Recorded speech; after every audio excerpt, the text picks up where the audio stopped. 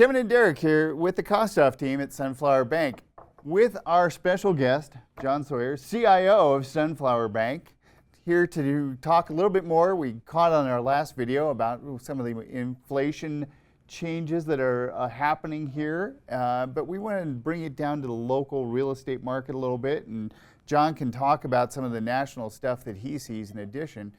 But one of the trends that we're seeing right now is an increase in housing availability. There's just more stock coming on. People are listing their house finally. They're getting tired of being stuck in their 2% rate, as they say it. Right. Well, and if you have a 2% rate, you feel a little stuck. And we went through 24 or 36 months of locally having 2,000 homes on the market in the Denver metro area. That's brutal. And now every month we're seeing an increase of around 1,000 units a month coming on. We're getting close to 9,000 as we're speaking right now, which is 10,000 is considered a balanced market out there in the marketplace. It's not necessarily a seller's market. It's not necessarily a buyer's market. It's balanced. Right. So it'll be interesting to see how that affects. But once all the rates start to move down, we're going to have a flurry, John. I think you're right, and that could really be, I think, beneficial for a wide spectrum of home buyers. One of the challenges that the U.S. is facing generally is affordability of housing. Obviously, the increase in rates has put a big headwind for a lot of buyers with relation to the mortgage payment, and so improvements in rates will create benefits there, but also more houses coming on the market obviously will put some pressure on prices and bring down affordability even further.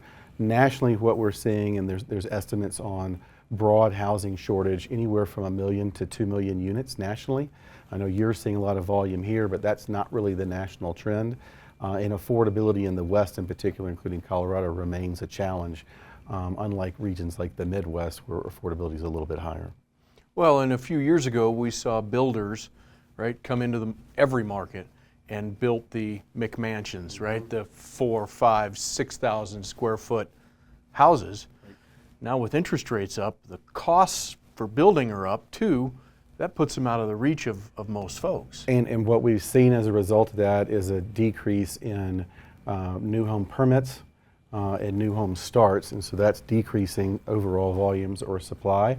We're also seeing at a national level at least a convergence between new home prices and existing home prices. So there's not really that traditional discount that one would expect. Right. And with more houses, hopefully there's a little cap on prices, right? When it gets to this point, we see a tipping point where the sellers start coming in with concessions and things like that to make sure that they can get their house done, because it's always the domino effect. I can't buy the new house till I sell the old house, so we better sweeten the pot a little bit. It's kind of nice for our buyers right now. As with many things in life, the only constant is change. So we are in the mortgage market trying to navigate that for you.